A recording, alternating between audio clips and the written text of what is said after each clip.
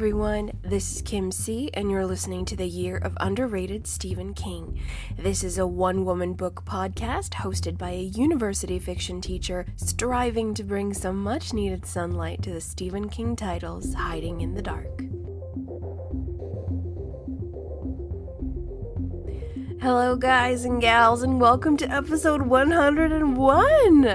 This is part 3 of Wizard and Glass because part 2 really doesn't count, shouldn't count, so we're putting forth a third installment to take a look at what we missed in the second half of 1997's fourth Dark Tower novel, Wizard and Glass. So we have a little over 300 pages in the second half, and I wanted to highlight some of the strong areas of this novel because now that the dust has settled and my emotions are thankfully in check, there's a lot to celebrate in this story. There really is. There were a lot of interesting moves King made that I appreciated a great deal, and I would like to talk about them soundly, logically, and objectively. What a concept. If you are brand new to the show, or our Wizard and Glass coverage, or the Dark Tower episodes in general, you know I do outline them a bit differently. They are a bit looser in format than our other episodes.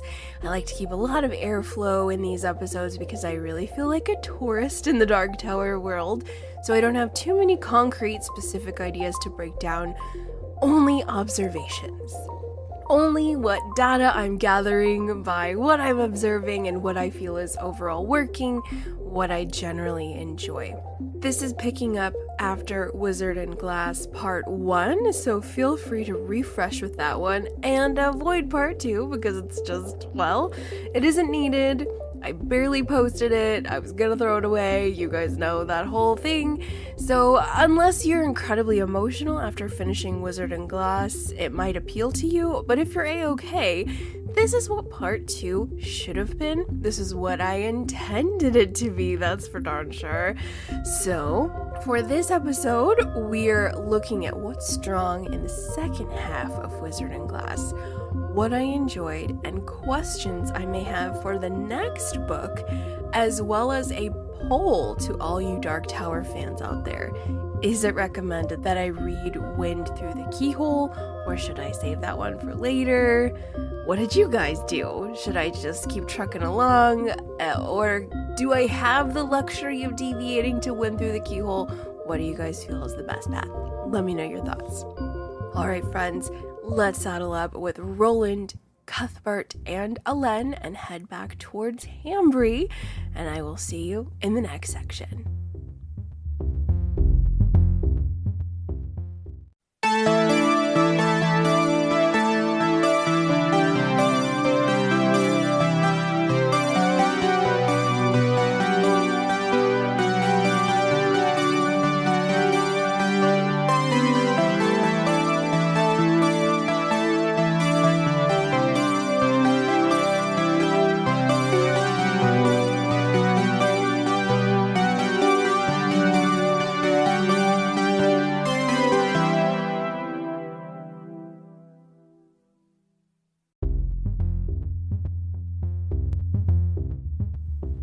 Alright gunslingers, Kim C is of sound mind with all her faculties, and I'm totally ready to discuss 4-ish, maybe 5-ish bullet points. We're gonna break them down and examine what I really enjoyed in the second half of Wizard and Glass. So the first one I want to kick off, I'm titling The Twisty Plot. Okay friends, so early in the first half of the novel, the reader is in Hambry and we are just full-blown cowboy world. That is after we leave our quartet somewhere, sometime in Kansas with Captain Trips. So we're in some sort of world that's very reminiscent of the American Southwest of potentially our late 1800s time period there. So the reader's getting to know the citizens of Hambry with great emphasis on Mayor Thorin, who is the gross old guy who has bought and paid for Susan Delgado to be his concubine. Yuck, yuck, yuck. We also have Chancellor Reimer and the Coffin Hunters, who we talked a little bit about last time in our character section in Wizard and Glass Part 1. And so, in any good Western, and as a daughter of the Southwest, and I've seen many a John Wayne, these characters are pretty pivotal. That's Johnny Law. Whether they are crooked or not, the law in the Old West is everything. And so, typically, in a Western setting, you need to pay close attention to these guys because, as I mentioned, whether corrupt or not, they will shoot you in a microsecond. And we kind of learn a lot about these guys, particularly Mayor Thorin. He's not the most honorable. Also, the Coffin Hunters are a gang of failed gunslingers, which I do have a few questions about that in general because I'm a little rusty, because we have to jump back to the first novel when Roland is trying to be a gunslinger. He's a bit too young. There's that test where he fights with David the Hawk and all that jazz. But I wonder, is a failed gunslinger someone who just doesn't pass the test? I don't know. But of course, the Coffin Hunters comprise Eldred Jonas, Roy DePape, and Clay Reynolds. More on them in just a little bit. So we've got some folks in power, and everything in the town of Hambry seems to be revolving around the New Year's celebration, which is referred to as Reap Day. The reaping, or Reap Day, is a huge festival, guys. It's a huge harvest of sorts, kind of a combination of end of year, basically you're reaping in what you've harvested. It seems pretty revered around the small town, and everyone is very secret about it. And so as I'm making my way through the story, especially in the second half, I am under the assumption it's all gonna go down on Reap Day. That is gonna be our climax. But here's the thing, guys, it really isn't. It really isn't. And now that I look back on the novel and the really cool structure King is working with, more on that in a little bit, we really get some deflated balloons plot-wise. And this doesn't mean that the plot was poor in any way. It's just my expectations were totally wrong. I really thought there was going to be so much more to it. For example, I thought Mayor Thorin, the Coffin Hunters, as well as the secondary plot of John Farson, who I still have a lot of questions about, and that side plot of the oil tankers and the potential invasion of Gilead, I was expecting for huge things to go down on Reap Day, like a giant bloodbath of sorts. But several days, maybe, I want to say it's during the same week, or maybe a few weeks before. My timeline is not great. Now that I've taken a couple minutes to calm down from my Wizard and Glass hangover, my details are slightly shoddy. Even though I took notes, it's just one of the things that happens. However, I was convinced in my initial reading, oh man, it's gonna be a bloodbath on Reap Day. And though we do have a very painful sacrifice on Reap Day, you guys know what that is, I was really expecting more from the Coffin Hunters as well as Mayor Thorin and Chancellor Reimer, but those guys get murdered way before Reap Day. And it's kind of lackluster, it's secret, it's in the night, there's no witnesses that they don't take care of. Yeah, and granted, Mayor Thorin and Chancellor Reimer are really surprised by how it all goes down. That plot is used to frame the boys, Roland, Ellen, and Cuthbert, so I understand why it was useful. It definitely didn't go to waste, but stuff like that, you're like, oh wow, I mean, that's the law. The law in the West is heavy. And so King disposed of them rather quickly, as well as the Farson's men. There was a little bit of an action sequence but they ended up in the thinny. And so the thinny was used well, and that device where it's like, oh yeah, I forgot about that thing. It was there all the time and took care of some folks. So looking at this from the lens of a Western, I was a little not confused, but sort of surprised. Like, oh, Steve, okay.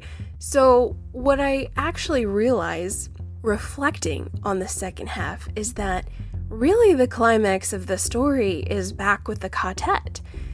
The memory of Roland that takes 90% of the text, I would say, 85 for sure.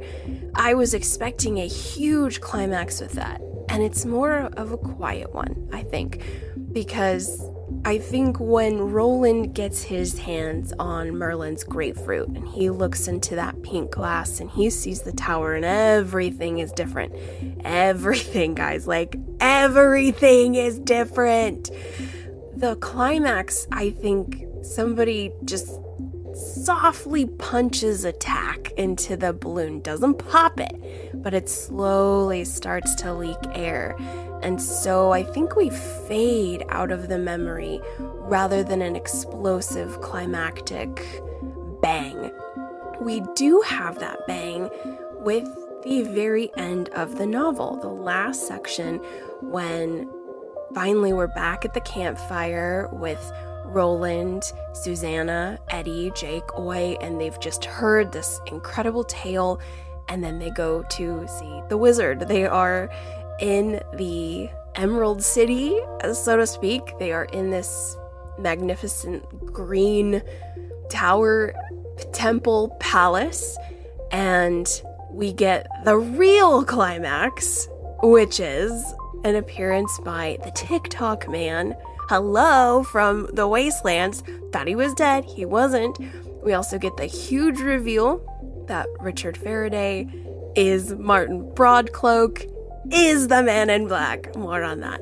So I like how, if you're visualizing the structure of this novel, we've got a really huge opener with Blame the Mono. It's really bombastic. Our quartet is somewhere in Kansas. Captain Trips, just, it's huge. And then we have this very, very long journey into the past. It is beautiful and colorful. It is written in this very flowery, elaborate prose that I've never really seen King do before.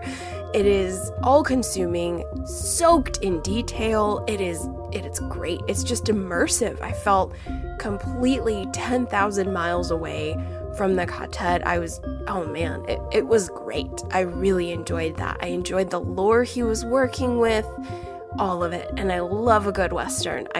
When you live in this part of the country and you see that sunshine and the big sky and the dry desert all around you, it's just part of you. It really, one becomes tied to this land, especially if you were born here, which I was.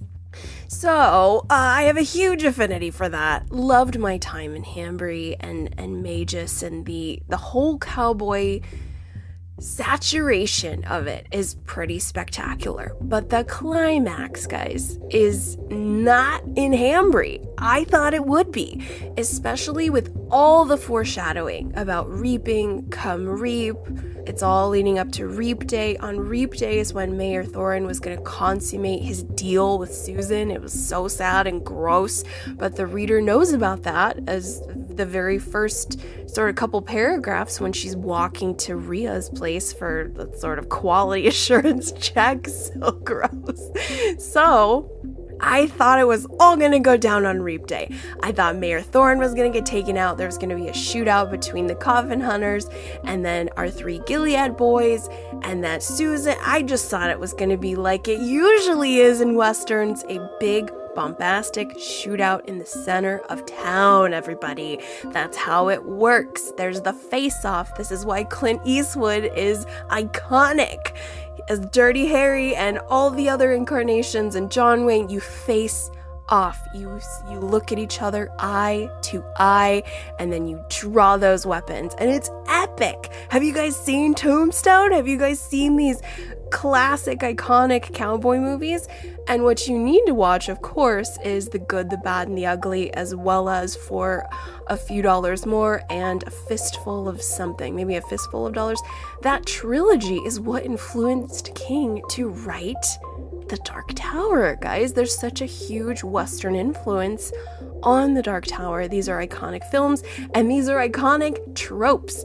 These are part of the genre, and so I was incredibly surprised that King didn't go that way at all. He was like, nope, we're just gonna have a quiet fade out. Once Roland looks into the glass, he's a different guy, complete 180, and then he finds out about Susan, really sad.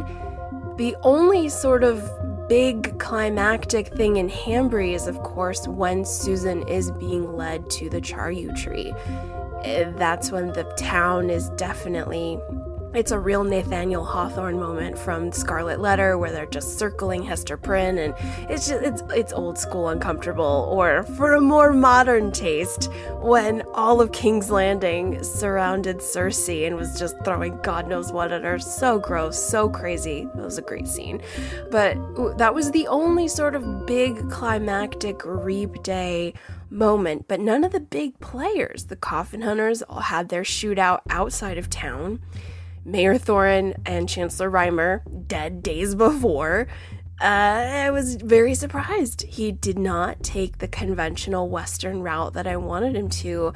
And even though it was so over the top, and I talk about that in my first episode of Dark Tower of the Gunslinger, when he just like mows down everybody in Tull. Like, he murders everyone. Roland shoots like 900 people, guys. I don't think I'm exaggerating. He really does shoot the whole town. And I was shocked, but I was kind of expecting, I know he's young Roland here, so I know he wouldn't have that much firepower, but hey, they are gunslingers. They are talented boys. I was expecting a classic shootout, and it was all building towards Reap Day. So I was really surprised that our main players are all over the map. They are nowhere near the center of town. They are on the outskirts. And I understand the main reason for that is somehow we had to get the character of Roland in touch with Merlin's grapefruit. That was why that had to happen. Although I still think that could have been done in a cool shootout in the center of Hambry. That would have been awesome. And I would have liked Roland and Susan to at least have seen each other in those final moments. That would have been nice, but we are working with King's playbook here, so there's only so much dreaming I could do and wishing and shoulda, coulda, wouldas. So I was very surprised. And after all was said and done, and I had my cool off period, I appreciated it. I was like, okay, all right.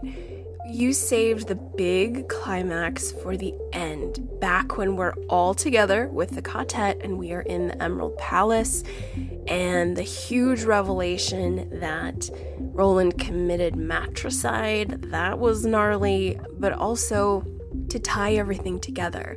Now the reader and the quartet know the story. They know why they must follow the path of the beam, why they want to follow Roland. I still don't get it.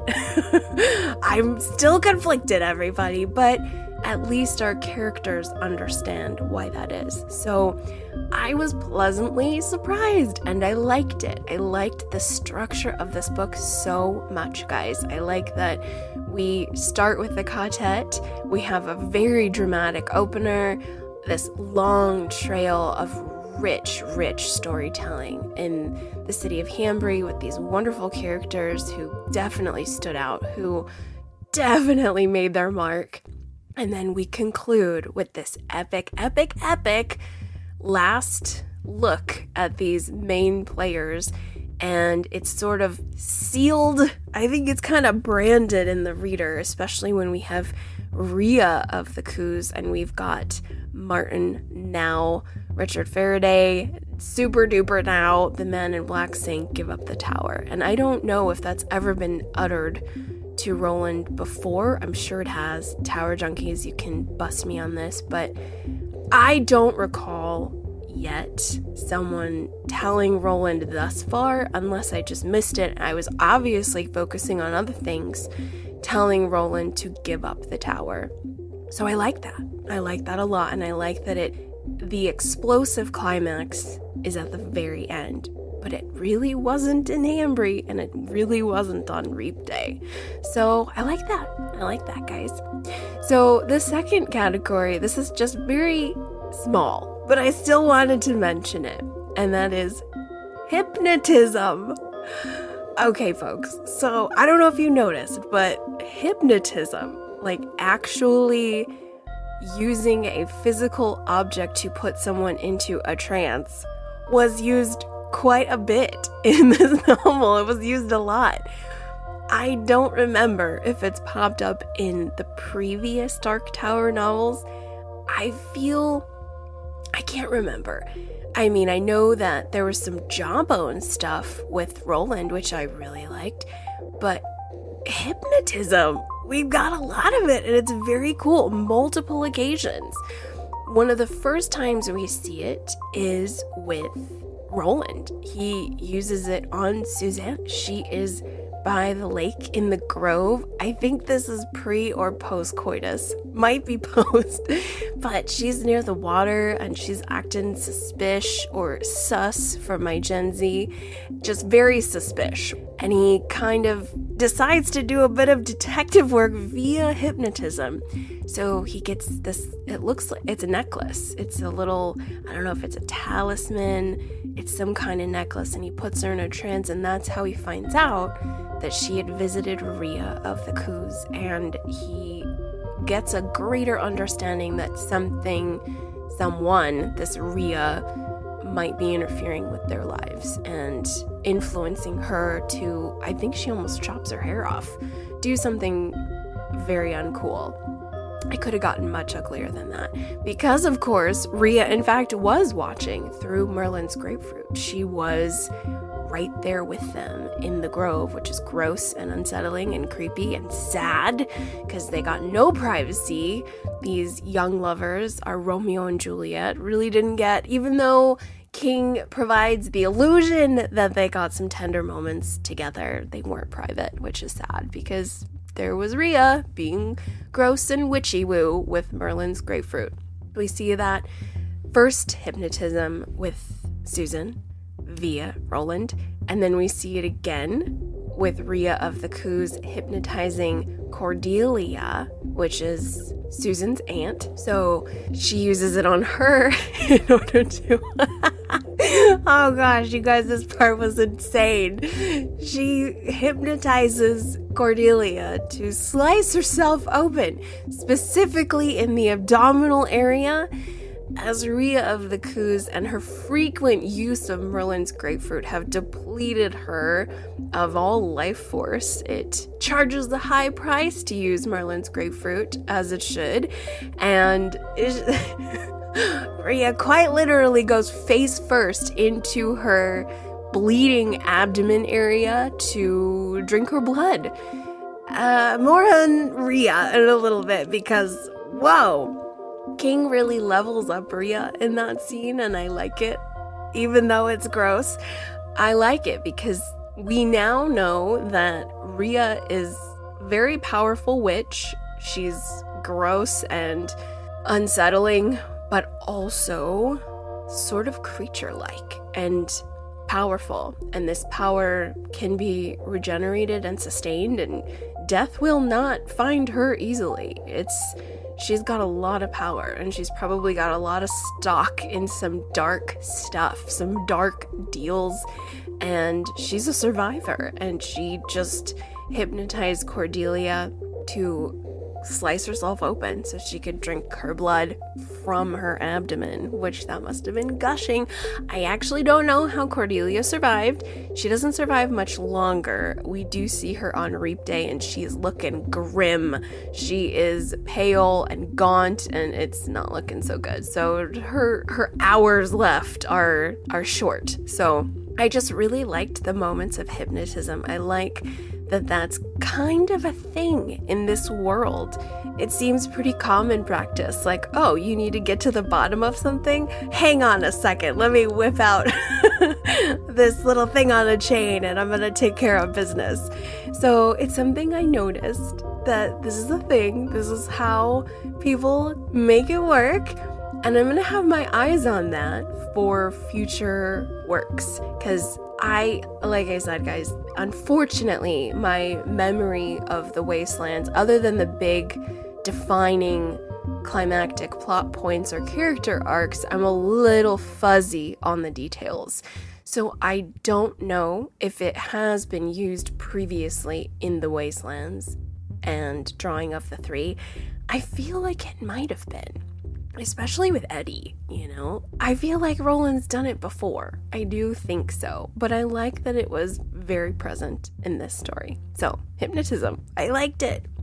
So now, next we are going to take a look into some characters that I really want to talk about.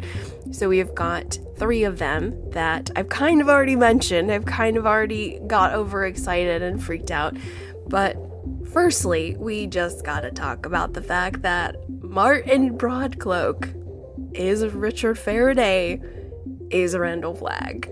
And I love it because that was my theory. And I know it's probably most likely easy to guess, but it's still very validating to know that my guess was correct. I was chatting with Matt H. from Tower Junkies right around New Year's, post-Christmas last year, and I told him, I was like, is Richard Faraday, like, that's RF, that has to be Flagg, come on, like, but I didn't know it was gonna be Martin. I just sort of had a hunch, Man in Black, could it be Flagg? And it is, and I love that. I just love it because Randall Flagg, as we know from The Stand, King is working with the foundation and cornerstone of dark Christianity, as he has said. And so he is using the Judeo-Christian demon Legion. Legion, of course, makes an appearance in the New Testament. Jesus, who casts him out of a guy and throws him into a herd of pigs, and the pigs jump off a cliff. So Legion, he talks to Jesus and he says, because we are many. And so I think King uses Legion because you can put a different face on lots of them. They are a bunch of guys, bunch of entities inside of one. And so for Flagg to be the walking dude, but then to also be Richard Faraday to the TikTok man, but then to also be Walter, to also be Martin, this is great. It's just cool. It's cool, and to know that at its root, it's who we know is Randall Flagg. That's Legion. And so when you look at Legion as one entity, you're kind of like, okay, cool, I like it. But I do like this understanding that Randall Flagg gets around, and I like seeing the facets of him. I do. I think that this is just a germinating thought. I think for people, a lot of constant readers I've been talking with, as well as a lot of fans who I read about, they always mention Pennywise as their guy, right? In terms of the amorphous villain. And I really find myself leaning toward Flagg. I do, especially with these various incarnations.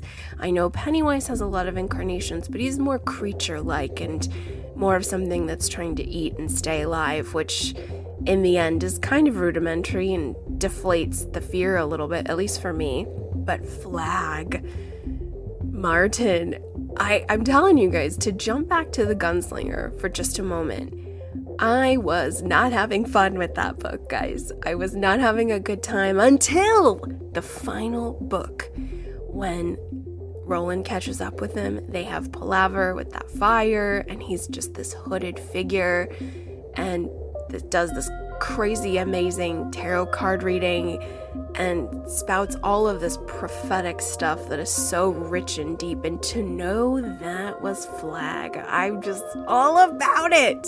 So I am celebrating that. It is very, very cool for me. I really enjoy observing how Flag behaves in these different incarnations. And I like him as the Man in Black. I like him as this Martin guy, and we don't really get a lot of visualization for Walter, but interesting. So good. So really, really love that that's out now. It's official that he is the Man in Black. Now, the bigger question is, and I'm assuming I will learn more about this in the next few novels, the Crimson King. So now I'm a little curious as to, okay, if the Crimson King is above Randall Flagg / the Man in Black, then what is that? What is that about? And is that just in this world, sort of mid-world, end-world, wherever the Crimson King holds domain? Is it just... So technically, I'm looking at it in terms of hierarchy, because Randall Flagg, from the stand, seems to have been all-powerful, right? Like, really, really up there. The forces of darkness, emboldened by all the darkness of this earthly plane. So I'm wondering, is he even with the Crimson King? Right? I'm gonna try to not get too confused here. Is the Crimson King and Randall Flagg sort of on the same playing field? Or is it like, for my Lord of the Rings fans out there, is the Crimson King the Sauron, right? He is the ultimate evil. Evil with a capital E. And then he has minions, right? Sauron has a lot of minions. One of them, Saruman the White, right? If that's his official name. Don't kill me, Loader fans. Don't kill me. So my question is hierarchy. I'd like that explained to me, just so I'm on the right page, on the right foot. Or does it matter? Does it really matter? Because it's my impression the Crimson King is way higher than the Man in Black. That's just my assumption. Is that a correct assumption? Don't know. Anyway, let's head over to the next character I really appreciated, and that is Cuthbert. Sweet baby. He was really great, guys. Cuthbert is, of course, Roland's buddy from Gilead, and he really, really shines in the second half because Roland starts to, for lack of a more appropriate phrase, he starts to act a fool. Granted, Roland is like stupid in love. He's in that stage of love where you are on drugs. Like, you are not operating in your right mind. You are obsessed. You are insane. And so Cuthbert was envious, and I like that we kind of observe that. But he also was speaking to Roland to snap out of it. He was the focused one. And this was especially helpful toward the end when it was all going down. Cuthbert, at first, you're kind of like, relax, Cuthbert. You're just jealous because you don't have a girl to have nighttime fun with. You're just jealous. Cool your jets. But then, especially when Roland went crazy and just looked into Merlin's glass and was a different person, Merlin's grapefruit, the pink glass, Cuthbert really showed his consistency and focus the entire time. He understood, yes, I'm envious, but besides that, we still have a mission to do. We still have to do this right. And he was vocal about it. He was outspoken. Ellen seems like what I would be in this situation, which is very like, let's just go with the flow. And let's just, for those of you who do the Enneagram, I'm a 9, so just research that. I'm very, very torn, but I have a really hard time with being as bold as Cuthbert was in that moment. But at first I was just annoyed by him. I was like, Cuthbert, cool your jets. You're just jealous. Calm down. But then it really, really became a beneficial thing toward the end, when everything started to unravel, but Cuthbert had focus and drive, and he was the only sound, logical one at that point, and he kind of just took charge. He really shined bright in that last half, and I don't know what's happened to him. This is another thing that I feel I know I would have taken notes if it was black and white in front of me, but I think it's still a mystery as to what happened to Cuthbert and Elen. I'm concerned. Of course I know it's bad, because that seems to be the path we're on per my episode 2 that just needs to be flushed. I have a feeling that their fates were sad. I need to know. I need to know what happened, and I kind of want a little more screen time for Cuthbert, because he became incredibly important at the end, and I appreciated his vocal expression of outrage and trying to get people to listen to what the next right decision was. So I really appreciated that about Cuthbert. He really showed himself to be very essential and very important. And Elen is sweet. I think I just looked at them all as very talented individuals with a lot of love and devotion for Roland. I don't know if I had the same kind of spotlight of Elen that I did for Cuthbert, but I really enjoyed the 3 of them as a trio, guys. I really liked all of them in the same space. Very, very cool. Our next character is Eldred Jonas. I did want to talk about him a little bit. I complained about him a little bit in episode 2. I did not like this guy as our villain.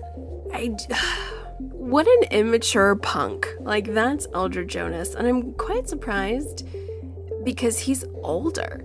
I've seen some of the comic book art surrounding Eldred Jonas. This guy has white hair. This is an older dude. And once more, I'm returning to my question of a failed gunslinger and what exactly that means, other than they just failed the test from the first Dark Tower novel of the gunslinger. So if you're a failed gunslinger, does it mean you're kind of besmirched by society forever? Or like what kind of shame mark is this that follows you around forever? And it makes sense. If I was a failed gunslinger, I would definitely be as big and bad as I could in the opposite direction if I had to carry around this shame on me the whole time.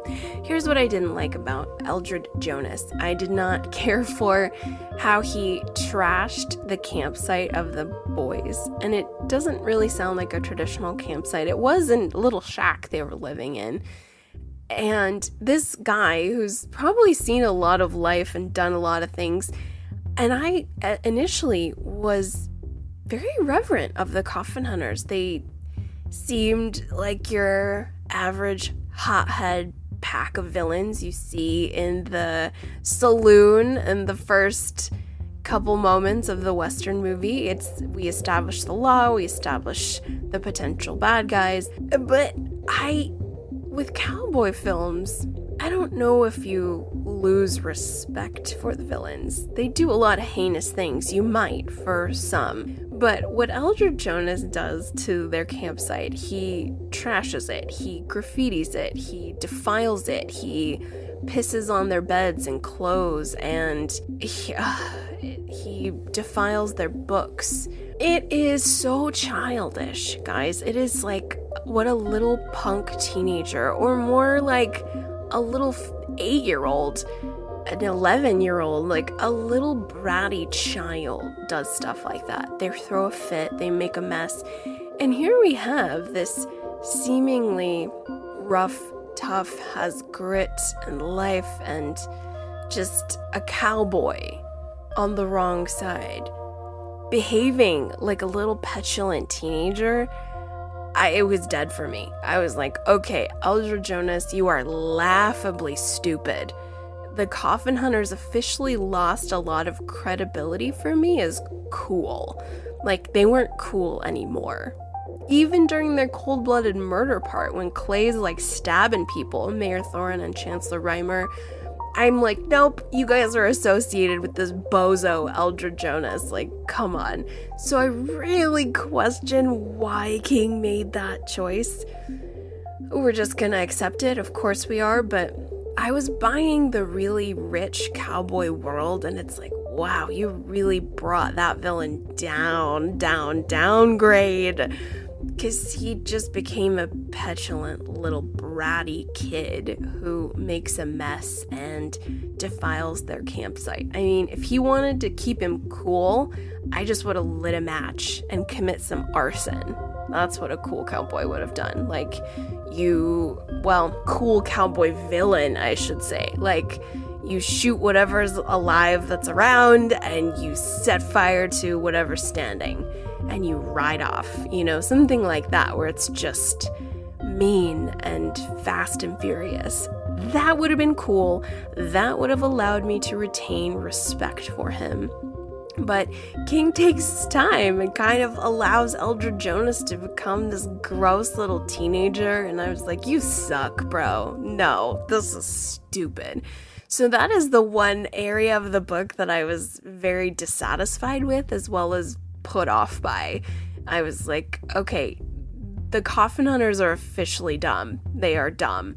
And I don't care about them anymore, and roll them. Let's just roll to the next part of this book, because anytime I'm just seeing this older white-haired cowboy who I had initially a lot of curiosity and respect for as a villain, and then for them to just, no, guys. So Eldred Jonas is a huge epic fail for me, and also a missed opportunity for a cool villain. I think we could have had some dark villain stuff in action, and it's with the Coffin Hunters, it was like, well, you guys are dumb, and I really can't wait for you guys to be shot, of which they all were. That was cool. That was amazing. I was really glad that they were just all shot, but it was like they lost their complexity after that, and I didn't care anything about them. They were irredeemable. Nope. So, I kind of wish there would have been a little bit more there. However, this is Roland's memory, so this is how it went down for him. I think there was a missed opportunity, especially when you look at some really amazing westerns out there. For example, Lonesome Dove by Larry McMurtry. You've got Blue Duck you have some epically cool villains in these novels that they don't do crap like that, They do other heinous, terrible things. Rape, murder, arson, but not petulant child defiling of a space, So I question King's decision there, because it killed it for me. The Coffin Hunters were laughable at that point. So interesting. My last character, once more, I just gotta say a couple more things, because Rhea of the Coos is very interesting, everybody.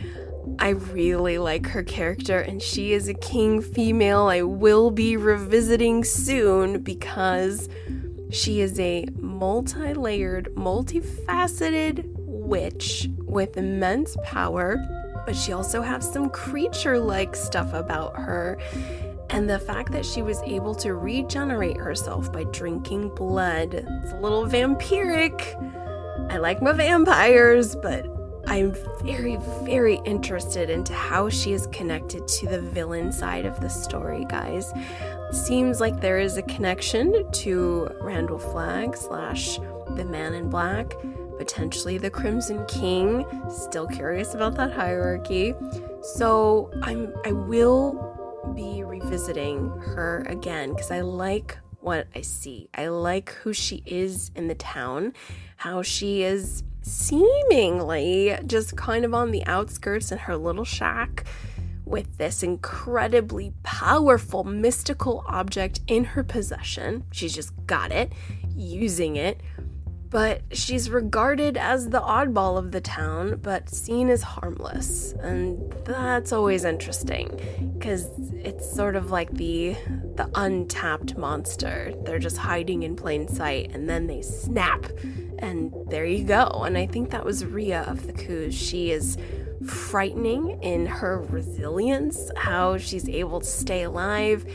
I'm very curious about this self-poisoning she was doing, just the tiny drops of poison she was continuing to give herself daily so she would have an immunity to it. But also, there's something creature there that I'm very curious about, because drinking blood would help, but there's something else. There's something else I want to know about. So Rhea of the Coos, guys, she was cool. She was very, very cool. Gross, unsettling, uncomfortable, and irritating, but I liked her a lot. So those are the 4 characters who I really, really celebrate in the second half of Wizard and Glass. Alright, folks, so the last point I have before we start to wrap up here a little bit is the Wizard of Oz theme.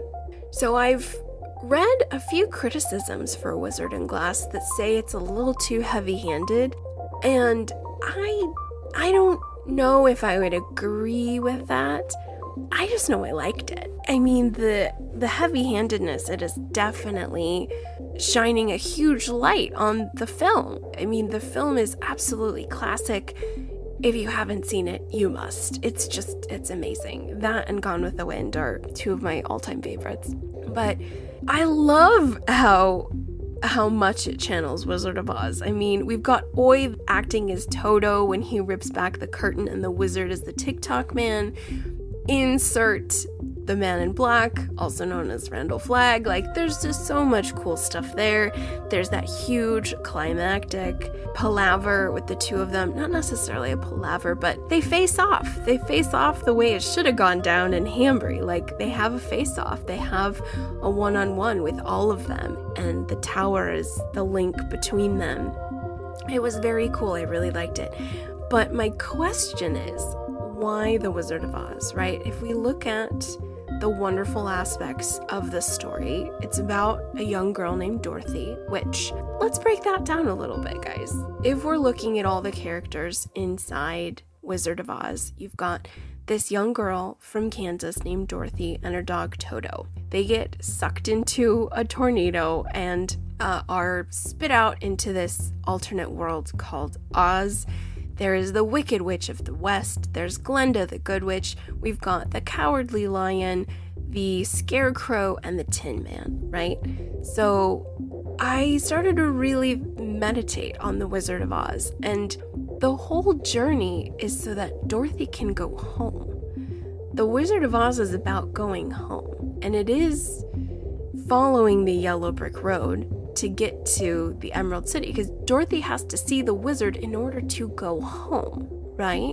And so if we take that and we place it here in this story, yes, we've got the Emerald Palace, we've got Toto as Oi. I was thinking that Jake's probably Dorothy. I don't know, maybe Roland's Dorothy. You know, we can go a couple directions with that. Roland is Dorothy. Yeah, you can really attribute a lot of characters. They can be interchangeable. I think the Cowardly Lion is Eddie because he's kind of comic relief.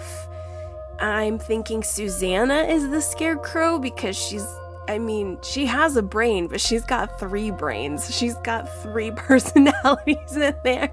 And so that we could sell it, and then, but, you know, who's the Tin Man? Who needs a heart? I think it could be Roland. I think Roland needs a heart because he needs to remember that people who love him are dying. And I think he does, but I don't know. You can have a lot of fun making comparisons between the characters, but it's all about going home, and it's all about appreciating what you have. And at the end of Wizard and Glass, we have our quartet headed towards the tower, the path of the beam. And now they are all aware that they are locked in, and they've chosen to be locked in. So is the Dark Tower the home? I mean, because I don't know if any of them can go home again, right? They were plucked. They were brought through the doors. They are the 3 that were drawn, and Jake's kind of different. But what is home for this quartet, guys? What is home for them? Where is there one at all? And that's a pretty powerful concept that I'm left meditating on at the end of Wizard and Glass. Now that all the brokenness and emotion has subsided, I am calm now, and now I'm just reflecting on the great parts of this story and how much it meant to me to be a part of it. We had our hearts broken. We had the Romeo and Juliet references sort of blow up in our face with the death of Susan. That was incredibly apparent. But with The Wizard of Oz, King carried us. That's how he started the novel, with that, and then he ends the novel with The Wizard of Oz. And so they're on the path of the beam. They're on the yellow brick road. The yellow brick road goes ever on. So they're still in Kansas. So they're on the path, heading towards the tower. But where is home? You know? What is it? And I'm just sort of speechless, I guess. Like, looking at what I know about Roland now, and what I know about the wizard's glass and this seemingly doomed road they're all on, the main heart at the story of the Wizard of Oz is going home. So where is home, guys? I guess that's my question to all of you, if you can help me. So that's all I got. Let's kind of recap a little bit. So the areas that I really, really appreciated in the second half is, of course, the Twisty Plot. Not what I was expecting. Loved it. Really, really enjoyed that he completely went in the opposite direction of everything I expected. Number 2, gotta love the hypnotism. That was very cool. I didn't hate it. It was very fun to observe. Thirdly, I have 4 characters for you. Martin Broadcloak, Richard Faraday, Randall Flagg. Very cool. Also, Cuthbert. What a brave little soldier. I really, really liked him. Also, Rhea of the Coos and Eldred Jonas. What a bozo. And then lastly, the Wizard of Oz. But where is home? That's my big question, guys, as we finally close out our thoughts on The Wizard and Glass. What a wonderful, wonderful story, guys. At present, that one has taken the crown for my favorite Dark Tower novel thus far. That was incredible. It was so good. So here's my question for all of you. Do I read Wind Through the Keyhole, or do I go to Wolves of the Calla? A part of me is really leaning on doing the traditional route, just like everybody else had to do as these books were being published, and I need to just go into Wolves of the Calla. Or do you recommend, you guys are the experts, should I take a minute, should I take a back road and read The Wind Through the Keyhole? What do you guys think? I don't know if I will resume my Dark Tower journey this year. We only have 4 more months. Oh my gosh. 4 more months of 2022. I do not think I will have the time. At present, I am about 50 pages into Billy Summers, ladies and gentlemen, and oh my goodness, let's just say it is striking a very huge nerve. It's good. It's really good. I'm getting a lot of reminiscence regarding 11/22/63. I'm getting the same kind of vibes, and those are good vibes. So I'm excited. I'm working on it, so that will come forth in the next few weeks. So I believe Wolves of the Calla may kick off 2023. Unsure, but I'd love to hear from all of you. Please visit UnderratedSK to say hello and tell me what you think of the show. Any questions, helpful advice to send my way would be great as well. If you haven't visited us on the socials, I would love to hear from all of you as well. UnderratedSK Pod on Twitter and UnderratedSK Podcast, one of the two on Instagram. You'll be able to find me. But lastly, if you would be so kind to head over to Apple Podcasts and give the show a 5-star, that would be magical. It would really, really make our day to know where you're calling from and that you're enjoying the show, and it would help us make some more friends as we head into the Halloween season. So I love and appreciate you all so much. Thank you for joining me on this very bumpy, windy road of the Wizard and Glass exploration. Bless all of you for your patience and kindness. Wherever you are in the world, please take care, and I'll talk to you soon. Bye-bye.